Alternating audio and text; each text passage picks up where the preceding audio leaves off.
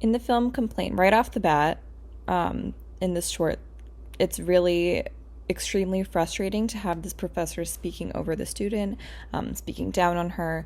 There's definitely a lot of elements of misogyny that they address, and it's a big power play that they represent in this short.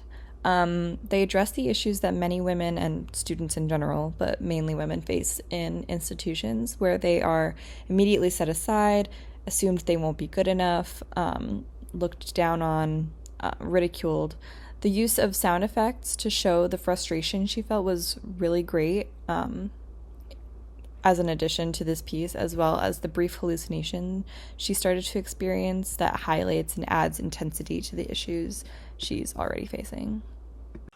When you're destined with the task of this difficult decision of whether or not you should make a complaint or not, chances are that you need to make the complaint, but you seem nervous about it. There is a sense of fear or guilt. There are different dilemmas that play in the mind, and that's sort of what we get to see play out here is this dramatic, overlayered, overexposed, dramatic version of what it's like to submit a complaint. And the worst things that could happen, happen. And that's exactly what we get to see between the complaint officer and the lead character here.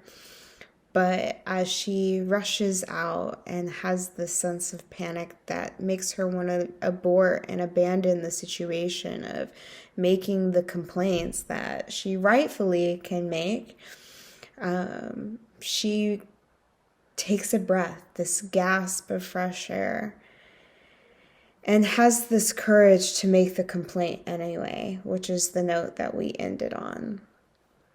And I think that is such a strong note to end on, is despite all of the different outcomes, the different faults, the different fears that one may have, whether it be that the complaints aren't worth complaining enough and putting it up on the wall, or having the sense of it being you making the complaint and have it turn around and be put onto you and sort of display this sense of gaslighting.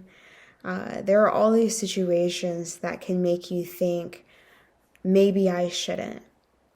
But this character decides to walk through the door and make the complaint anyway. Is she in hell? Because that's kind of what it seemed like with everything that he made a complaint against her and everything was going. Or is this all just in her head? It kind of gives that where you're not really sure, but it's definitely different. This film definitely kept my attention the whole way because you're like, what's going on?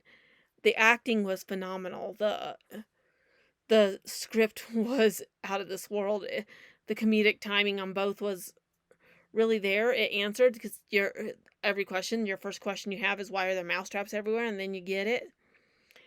It's really strange, and she keeps saying she needs to get back to her daughter. So are these courses that she's taking to get her daughter back, or are they a course that's like a life course that you have to have?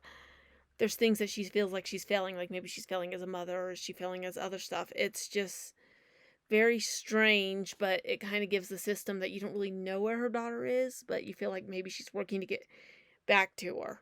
It was really well done because it keeps your attention from the first second it opens to the time the credits start.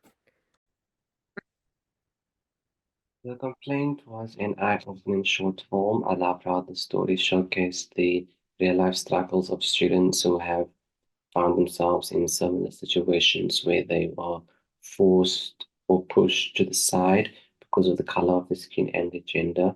And I loved how this film quickly tackles the subject matter with a clear understanding of systematic misogyny. So well done.